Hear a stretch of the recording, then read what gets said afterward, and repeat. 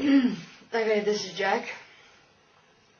Why Marduk punished the humans and not Anu himself? Okay, so what did I explain before?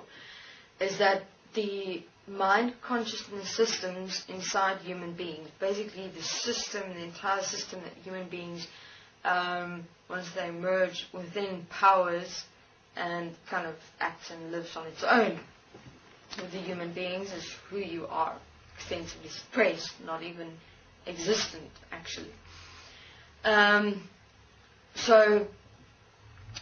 And these systems were designed in the image and likeness of Anu. In other words, remember that thousands and thousands and hundreds and thousands of years ago, Anu knew exactly what it is that he wants to have evolve here on Earth, which is where humanity is exactly how it is. If there's one thing the Anunnaki had was the certainty of their manifestation and creation becoming what it is today. And patience derived from the certainty, of course.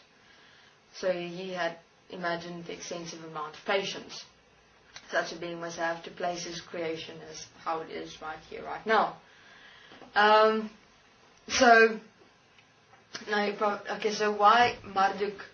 And because Anu obviously decided to eventually return to his creation, to his earth, which he had planned to do, which is the only way he could do it, was through having the human beings as mind consciousness systems evolve. But that's another complete topic. At the moment I'm focusing on why Marduk punished humans.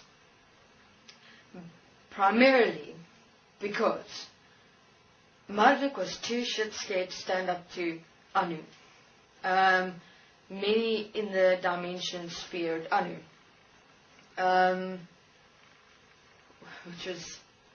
It's fascinating because, okay, I'll get to that later. Goodness, there's so much. He was scared, okay, and he became so angry that the only thing he knew that would get Anu to a certain extent was to manifest within his creation and fuck with it. Because basically what Marduk said is, if you are going to do this to your creation, then what? Yeah, from that perspective, if you're going to do this with your creation, then neither of us might as well have it. So his plan initially was to basically destroy his manifested creation as human beings, because he said he couldn't help human beings, and therefore he decided, let me destroy them at the same time. So that was another phase. So the reason for, they say, remember they talk about the Great Flood. That was Anu that placed in the Great Flood because Marduk had basically infused himself within his creations, and the only way he knew how to remove Marduk out of what he had done, because Marduk was playing with civilization and he was busy with the Sumerians as well, working with them, and kind of a relationship, friendship started happening, and basically Anu just couldn't take it anymore because he knew Marduk was within his creation. He didn't know what Marduk could be up to. He had to monitor his creation from time to time, and he got sick and tired of it. And that's why the Great Flood occurred. He only, that's where the story of the Great Flood derived from. He only left a few of his creations, a certain amount, not lots, to rebuild the human form from then and recreate them. So in terms of after the Great Flood, an entire new race of humanity was again placed without the existence of Anu within them. And then, the existence of Marduk within them, excuse me. And then,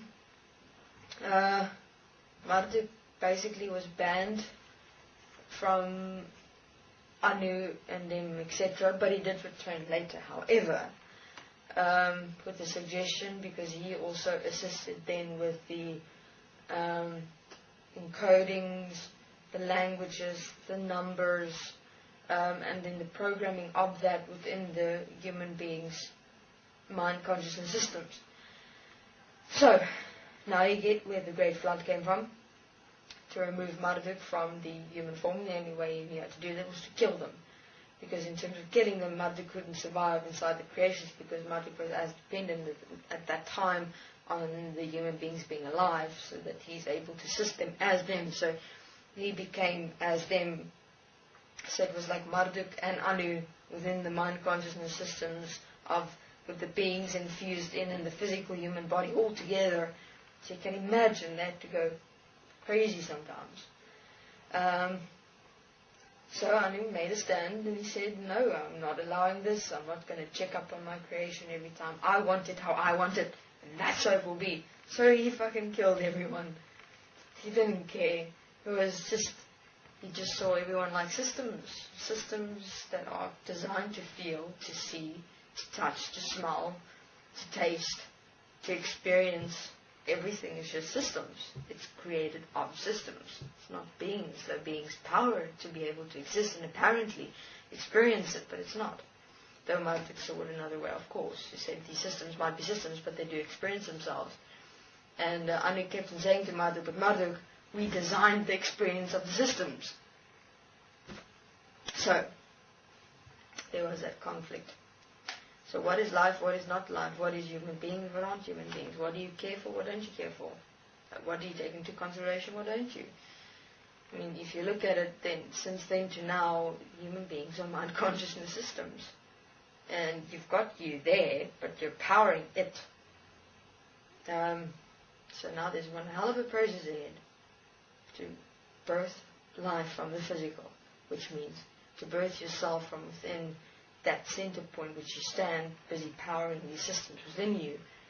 From there you must stand up and basically open yourself up and remove these systems to see who you really are. So, great fun ahead. Okay, so this is Jack. They're placing the perspective of Noah's Ark. Thank you very much.